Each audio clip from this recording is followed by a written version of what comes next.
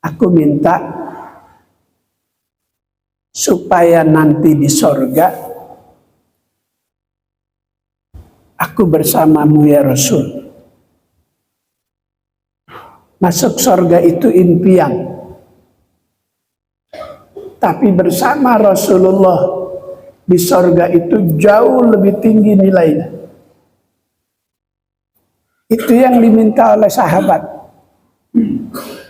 Kecintaannya kepada Allah dan kepada Rasulullah.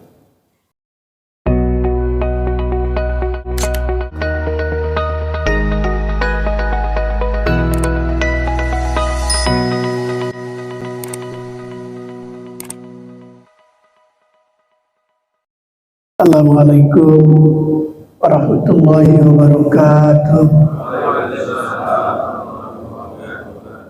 Bismillahirrahmanirrahim. Alhamdulillah. Mujaddidil a'wam aman ba'da am. Alladzi ibtataha bi ashhuri syahril muharram. Salatu wassalamu ala sayyidina Muhammadin sahibi a'lal maqam wa ala alihi wa ashabihi bararatil kiram. Amma ba'du, yang mulia pengurus Masjid Al-Bakri, orang tua, tokoh masyarakat, hadirin, alhamdulillah kembali Allah izinkan kita bisa bermuajahah, bertemu di taman sorga, di majelis ilmu. Kewajiban kita yang kedua setelah melaksanakan kewajiban ibadah salat, dilanjutkan dengan kewajiban thalabul ilmi. Mudah-mudahan Allah beri kita ilmu yang bermanfaat. Mudah-mudahan Allah selalu memberi tambahan-tambahan ilmu. Sebab Nabi kita diminta oleh Allah untuk selalu bertambah ilmu. Wa qur rabbi zidni ilma. Mudah-mudahan Allah beri kita ilmu yang bermanfaat. Selamat tahun baru Islam 1447 Hijriah. Mudah-mudahan hubungan vertikal kita kepada Allah jauh lebih baik dibanding hari-hari yang sudah berlalu. Sebab manusia yang dalam hidupnya ada perubahan jauh lebih baik, termasuk orang yang beruntung. Man kana yaumuhu khairun min amsihi fahuwa rabihun. Siapa yang hari ini prestasi ibadahnya jauh lebih baik dibanding hari yang sudah berlalu, termasuk orang yang beruntung. Wa man kana yaumuhu syarrun min amsihi fahuwa khasirun.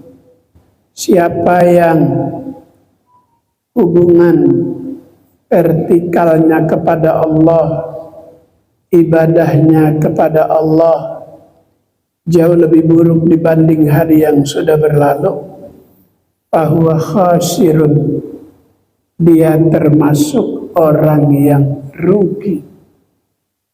Wa man kana yaumuhu mislu amsihi fatahlik. Orang yang hari berganti minggu, berganti bulan, berganti tahun, nggak ada perubahannya, termasuk orang yang celaka. Kita tidak pengen rugi, kita juga tidak pengen celaka, kita pengennya beruntung.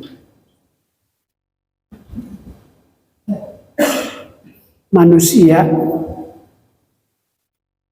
tidak semuanya berkesempatan untuk menjadi orang yang beruntung, orang kaya, dan penguasa. Tetapi manusia berkesempatan bisa jadi orang bahagia dengan iman dan takwa. Maka di momentum pergantian tahun baru harus ada perubahan yang signifikan. Harus ada yang kita rasa jauh lebih baik. Kecintaan kita kepada Allah, kecintaan kita kepada Rasulullah. Suatu hari ada seorang sahabat usia belum terlalu tua, jauh lebih tua Nabi kita. Ketika ia berjumpa dengan Nabi, terjadilah dialog. Dalam dialog itu Nabi berkata kepadanya, "Salni, mintalah kepadaku. Aku akan sampaikan hajat-hajatmu kepada Allah." Anak muda itu ditawarkan oleh Nabi, "Mintalah kepadaku, akan aku sampaikan hajatmu kepada Allah dalam doaku." Itu anak muda nggak minta kekayaan, nggak minta harta, nggak minta jabatan, nggak minta dijadikan gubernur. Sahabat yang namanya familiar di telinga kita, pengumpul hadis terbanyak, Abu Hurairah, Abdurrahman bin Sakhar namanya. Dia pernah jadi gubernur. Nggak lama 2 tahun. Di mana dia jadi gubernur? Di Bahrain. Kita baru perhatian sama Bahrain baru-baru ini waktu kemarin PSSI kalah sama Bahrain karena dicurangin sama wasit. Waktunya udah habis, ditambahin 9 menit. Aturan menang jadi kalah. Teringat kita sama Bahrain. Abu Hurairah 2 tahun jadi gubernur di zaman Khalifah Umar.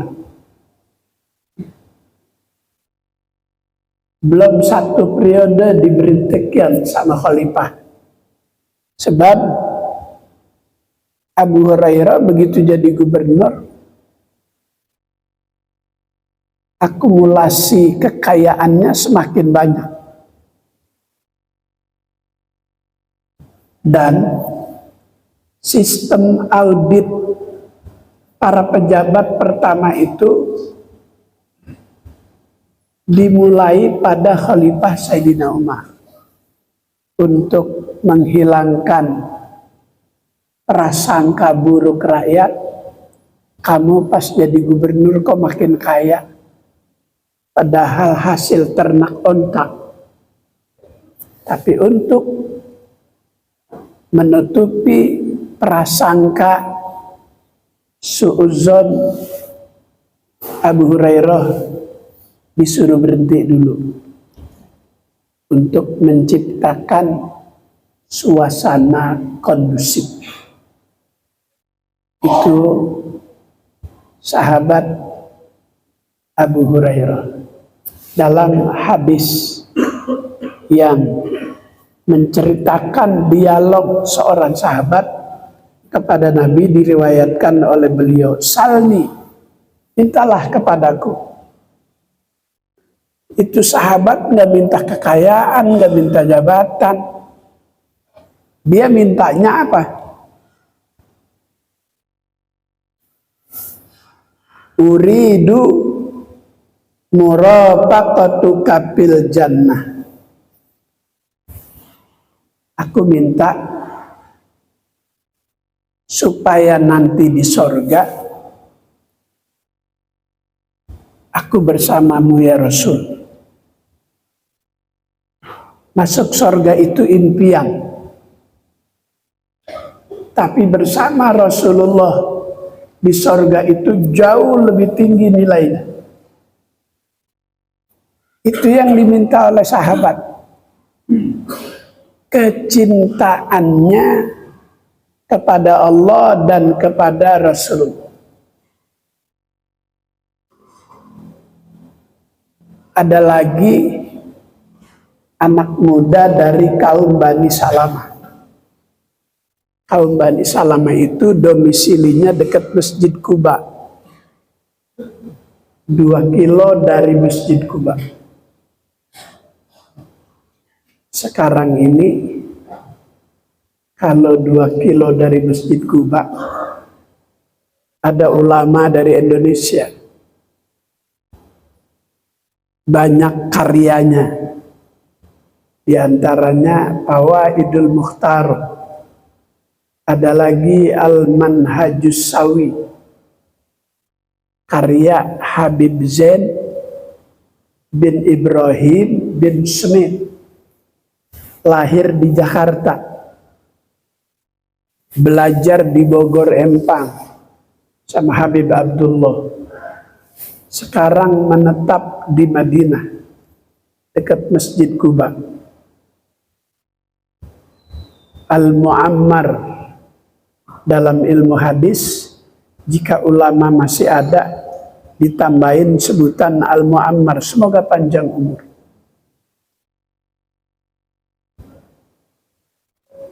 Beliau menetap di sana. Sekarang ini dalam pantauan pemerintah masih dicekal, nggak boleh keluar dari negara itu, dari Madinah.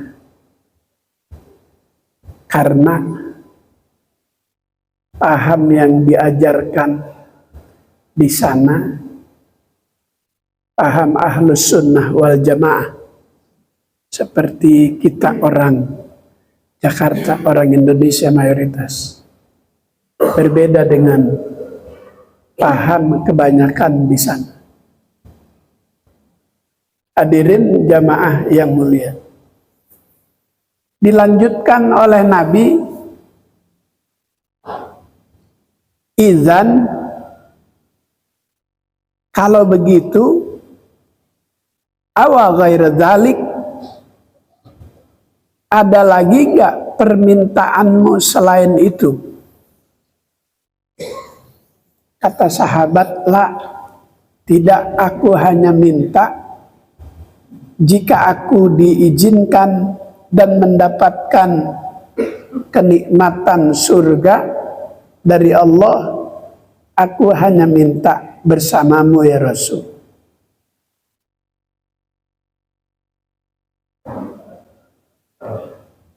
Sama riwayatnya dengan riwayat anak muda dari kaum Bani Salamah yang ada di Madinah, yang ada di Masjid Quba.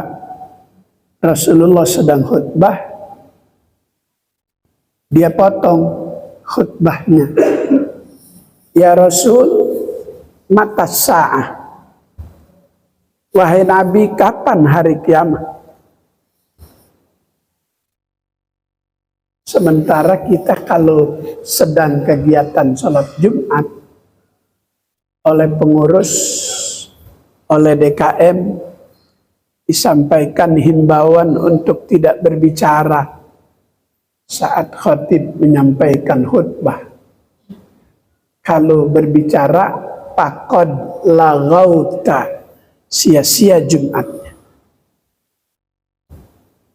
Kalau kita bicara tanpa ada kepentingan, kalau bicara kepentingan orang banyak, Rasulullah langsung menjawab, ya Rasul, desa tempat aku tinggal sudah lama terjadi musim kemarau. Pohon-pohon tak ada daunnya. Onta, kambing, tak ada air susunya. Semuanya kurus ya Rasul. Doakan ya Rasul. Itu permintaan, pembicaraan untuk kepentingan orang banyak. Rasulullah langsung memenuhi permintaan orang itu, didoakan. Di tengah-tengah khutbah langsung disisipkan doa. Jadi boleh kalau pembicaraan itu untuk kepentingan orang banyak. Tapi kalau untuk kepentingan pribadi, kepentingan bisnis, lagi khutbah, kita ngomong sama yang di sebelah kita. Di menteng atas, NJOP-nya sekian. Kalau nawar segitu jauh lah nggak dapat. Nah itu yang faqad laghauta. Lagi ibadah, lagi khutbah, ngomongin urusan dunia, itu yang sia-sia. Tapi kalau untuk kepentingan orang banyak, terjadi musibah kebakaran, lagi khutbah, kita yang melihat pertama, kita bilang sama yang di sebelah kita, kebakaran, turun kita. Berikan bantuan, supaya tidak menjalar jauh. Itu sahabat langsung memotong khutbah Nabi. Nabi langsung jawab, langsung doakan, langsung kampungnya itu yang tadinya kemarau berkepanjangan, seketika berhenti dengan musim hujan. Begitu dia pulang dari Madinah, dia lihat kampungnya sudah banjir. Doa Nabi. Jumat depan dia balik lagi sholat. Nabi lagi khutbah, orang Badui nih, ya Rasul, udah jangan didoakan terus, kampungku udah banjir. Nabi nggak doa, diam aja. Begitu dia pulang, kampungnya yang tadi banjir kering. Itu diantara dua sahabat yang beda redaksi hadis, tapi permintaannya sama kepada Nabi kita Muhammad Shallallahu Alaihi Wasallam karena kecintaannya. Yang satu minta di sorga bersama Rasulullah, yang satu lagi tanya hari kiamat. Nabi tanya, ma'adattalah, apa yang kamu sudah miliki bekal untuk menyambut datangnya kiamat? Tidak ada ya Rasul. Aku hanya punya cinta kepada Allah, cinta kepada Rasulullah. Qala ta'ala, innal ladzina amanu wa hajaru wa jahadu fi sabilillahi bi amwalihim wa anfusihim a'zamu darajatan indallah ulaika humul faizun yubashshiruhum rabbuhum birahmah. Innal ladzina amanu, sesungguhnya orang yang beriman, wahajaru, orang yang hijrah. Kalau kita umroh menuju haram, Masjidil Haram, itu ada nama jalan Al-Hijrah. diabadikan menjadi sebuah sejarah proses hijrahnya Nabi. Aksesnya dimulai dari situ. Ada gunung tertinggi namanya Jabal Sur. Gunung tertinggi di Mekah namanya Jabal Sur. Kalau kita sampai ke puncak, itu saya alhamdulillah bisa sampai ke puncak Jabal Sur. Saya sholat subuh di gua. Kalau dalam Al-Quran itu namanya Al-Ghar. Allah abadikan peristiwa itu dalam Al-Quran surat Al-Kahfi. Wa fil ghari idh yaqulu li sahibihi la tahzan innallaha ma'ana. Di dalam gua, ghar artinya gua yang ada di Jabal Sur.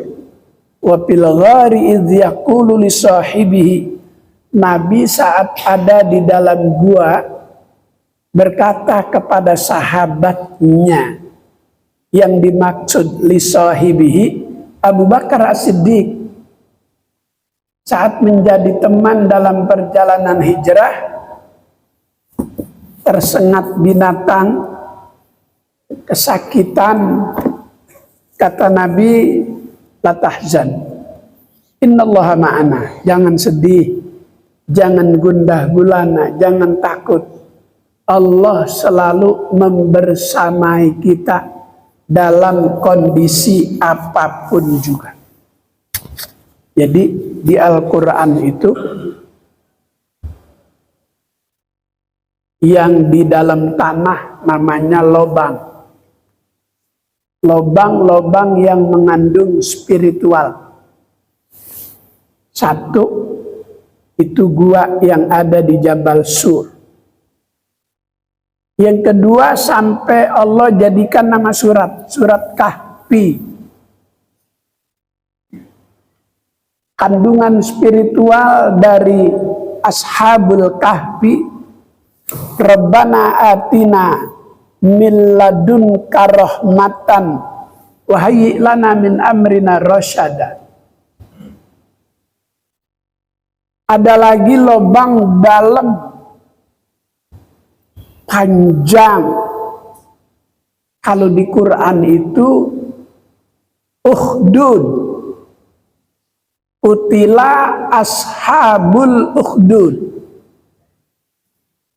terlaknat orang yang membunuh orang yang beriman, disiksa, dibakar, dimasukkan ke lubang yang dalam dan panjang itu. Ini terjadi di eranya Fir'aun. Ukhdud, lubang yang dalam, panjang, tempat pasukannya Fir'aun menyiksa orang yang menentang Fir'aun, disiksa di situ. Di Quran tuh ada Ukhdud, ada Ghar, ada Kahfi, ada lagi Makobir. Ini yang ini nih pasti semua manusia masuk nih ke sini. Di Quran itu ada Makobir, ada Qabrun Pidari. Kalau Makobir, alhaakumut takasur hatta zurtumul makobir. Manusia itu kadang lupa karena akumulasi dunia. Dia kumpulkan kenikmatan dunia, dia kira untuk selamanya, sampai lupa tuh sama kuburan. Ada qabrun pidari, kuburan di dalam rumah. Seorang ulama namanya Robi Robi'ah. Ada Robi'ah laki, ada Robi'ah perempuan. Ini Robi. Robi itu muridnya Imam Syafi'i. Imam Syafi'i itu muridnya Imam Malik. Imam Syafi'i umur 7 tahun sudah hafal Quran. Umur 10 tahun sudah hafal kitabnya Imam Malik, kitab Muwatta, kitab hadis. Umur 15 tahun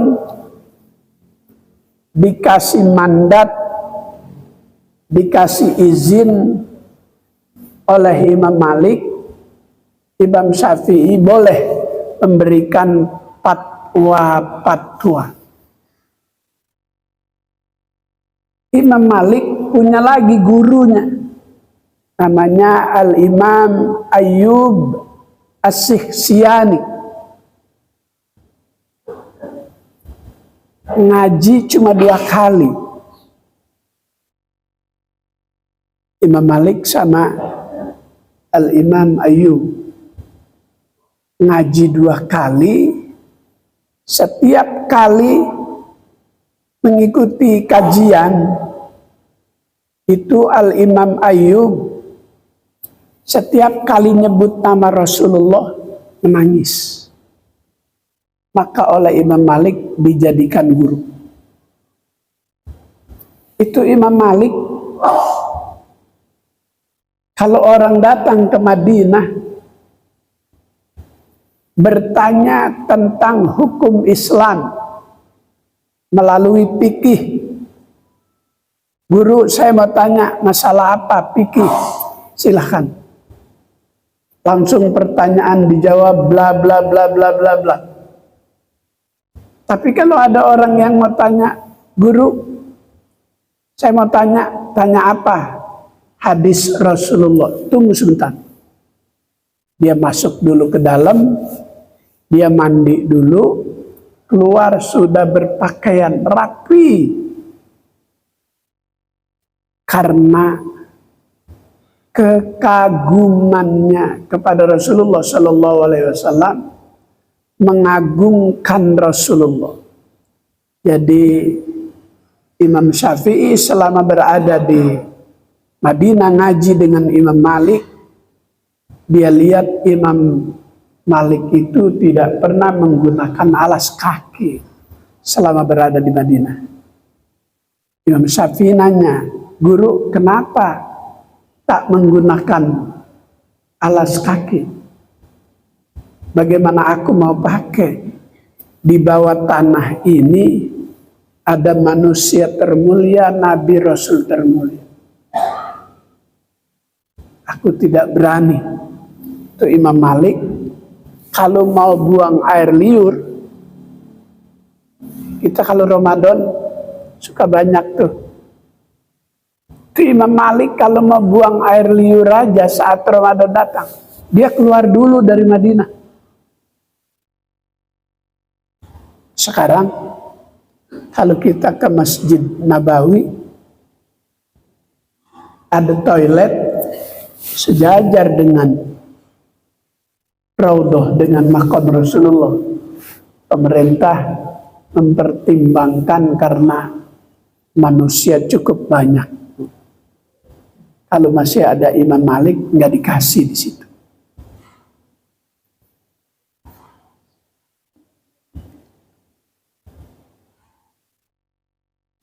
Idzan a'inni bikas rotis sujudi. Kalau kamu minta di sorga nanti bersama aku juga minta kepadamu,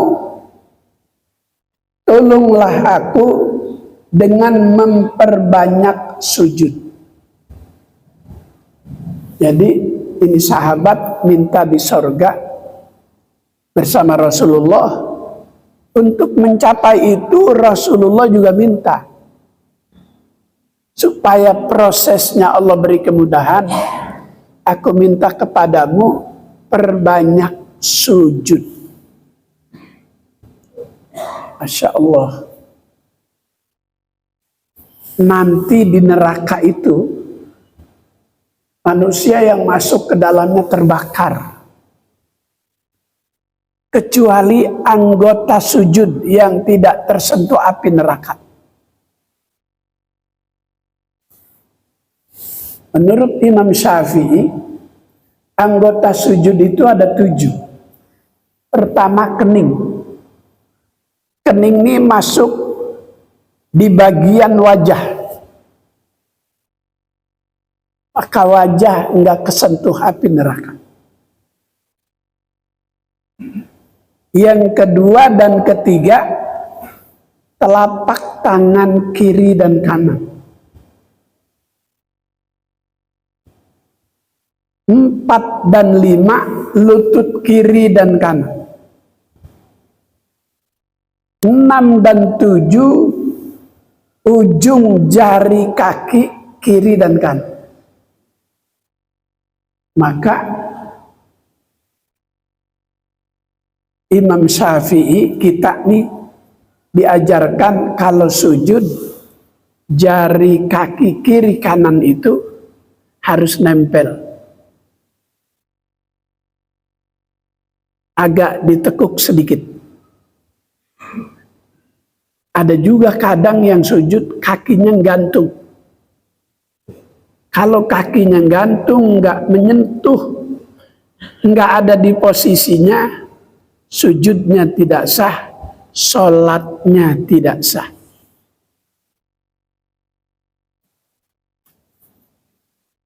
Pak Guru, kalau lagi asam urat, Masya Allah, kalau lagi asam urat kan, sampai 9, sampai 10, sampai 11. Normalnya 3, 4. Ini sampai 12. Itu kalau lagi sujud, luar biasa rasanya. Itu ada pengecualian. Dikasih keringanan, sekedar nempel saja. Nah, kalau ditekan sakit, terasa ibadah kita tidak nyaman. Itu 7 anggota sujud yang wajib ada di posisinya masing-masing. Maka yang sholat menggunakan kopiahnya agak diangkat.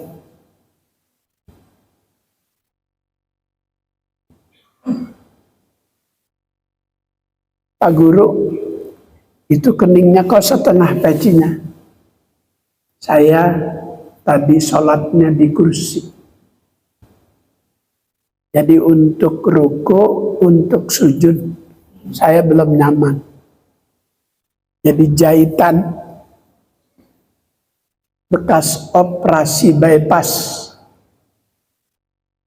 Besok tanggal 4 Juli baru 3 bulan.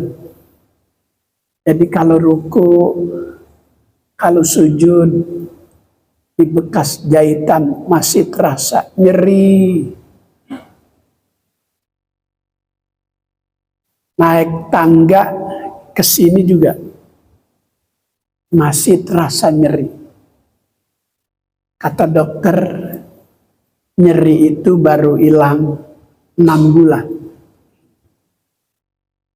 Kalau 3 bulan masih terasa nyeri. Jadi kemarin saya tanggal 4 April, 4 hari setelah berlebaran, saya diambil tindakan operasi bypass. Saya tadinya minta dipasang ring, tapi oleh dokter ahli, Dokter Isman di Rumah Sakit Harapan Kita, sudah tidak bisa pasang ring. sebab udah terjadi 6 penyumbatan pernapasan di atas 100% semua.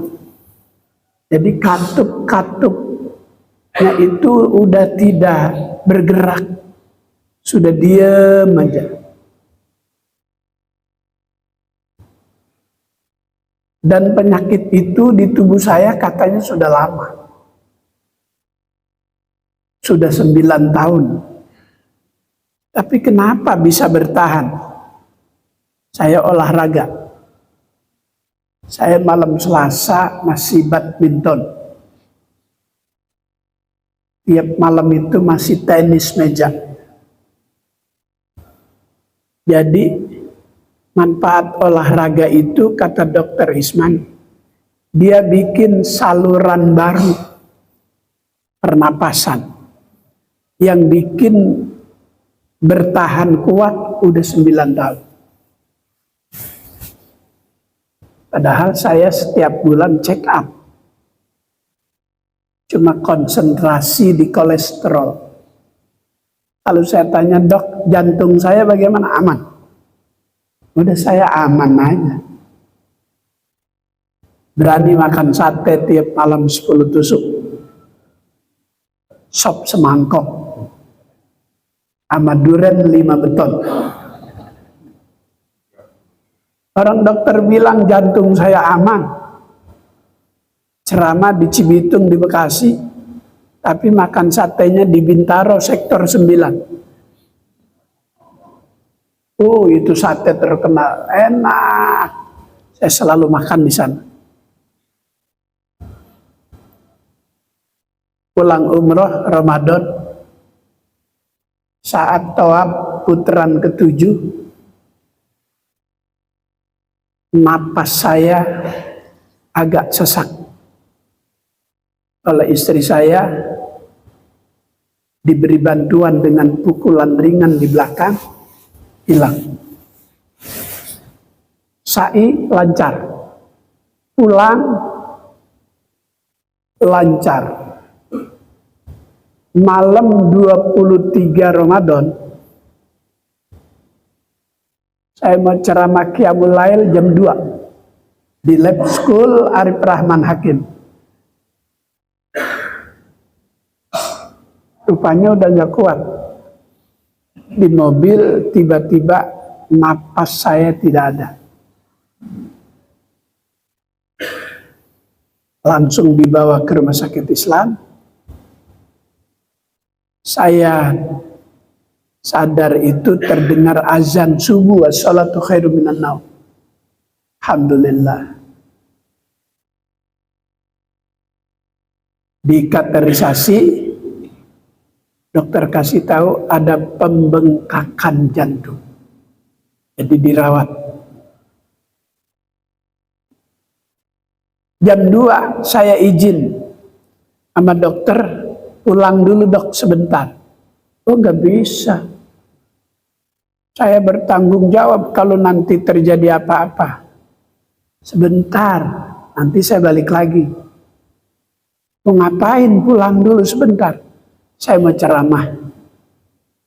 Saya ceramah buka puasa di Balai Kota. Gubernur Pramono Anung mengharapkan saya yang ceramah. Saya sampai 4:30 dia kaget. Lah, katanya udah di UGD. Kok ini bisa datang ke sini? Ini hadamnya apa orangnya ya? Saya ceramah 20 menit. Selesai ceramah terasa lagi tuh. Maka saya izin lebih dulu pulang. Saya langsung ke Mitra Keluarga Bekasi.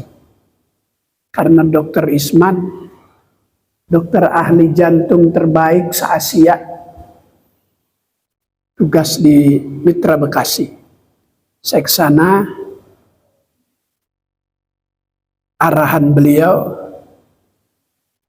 di sini peralatan kurang lengkap, Pak Kiai dirujuk ke Harapan Kita.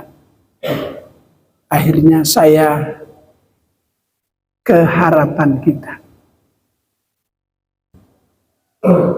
malam 25 Ramadan masuk harapan kita. Sampai tanggal 4 April, 4 hari setelah Lebaran, baru dioperasi. Nggak ada jalan lain, harus dibebas.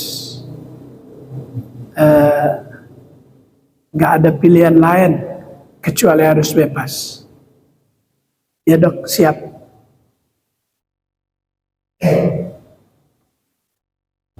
Saya nggak pakai antri, alhamdulillah. Yang lain pasien ada antri 3 bulan, 5 bulan. Karena organ tubuhnya bermasalah, ginjalnya.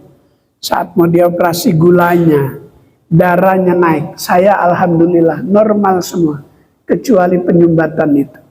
Maka saya cepat diambil tindakan operasi bebas dan berjalan lancar. Semuanya berkat doa jamaah Al-Bakri. Alhamdulillah, saya pagi ini kembali bisa hadir untuk mengisi kajian. Saya izin dulu sama dokter. Dok, saya boleh keluar? Boleh. Boleh isi kajian, boleh ceramah. Latih suara. Suara saya hilang. Karena kemarin itu di mulut ini dimasukin selang sebesar mic ini. Sampai ke lambung. Makan, minum dari sini semua. Ini hidung saya 2 masih warna hitam. Karena ada kabel ke kiri 4, ke kanan 4. Ini mulut udah selang semua. Jadi suara saya sempat tidak ada 7 hari. Mulut saya dalamnya putih semua. Alhamdulillah. Sekarang suara udah kembali ada. Kata dokter,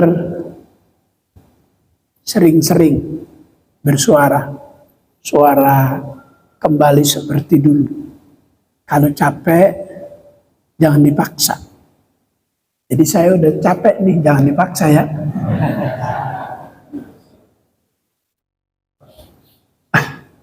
Masih proses pemulihan. Ini dada saya bebas kemarin. Itu jantung saya dikeluarin dulu dari dalam. Insya Allah. Jantung saya dikeluarin. Itu katup-katupnya yang sudah menjamur dibersihin. Udah bersih, dimasukin lagi ke dalam.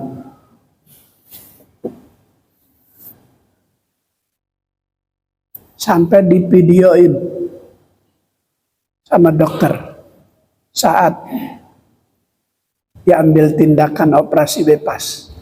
Padahal nggak boleh melanggar kode etik. Tapi kata dia, Pak Kiai, sebetulnya ini nggak boleh melanggar kode etik. Tapi saya sayang sama Kiai. Ini Kiai lihat proses pembersihannya. Nanti kalau udah dilihat saya hapus. Saya kasih tahu penyebab katup mengarat, menjamur ini dari makanan-makanan ini. Makanan apa dong? Yang Kiai doyan. Waduh. Yang saya doyan. Jadi bagaimana dok? Untuk sementara jangan dimakan dulu.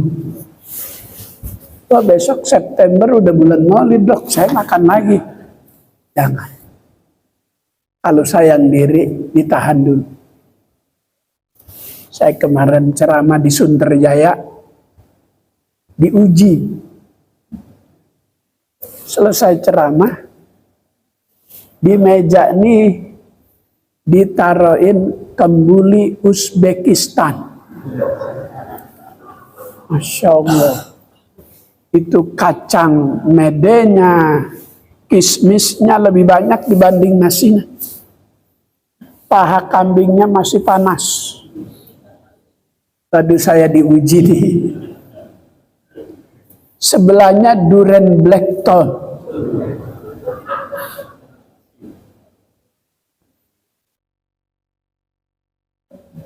Sebelah saya Habib Soleh. Sebelah kirinya Habib Hud. Kata Habib Soleh, Kiai jangan dulu. Kata Habib Hud, sikat.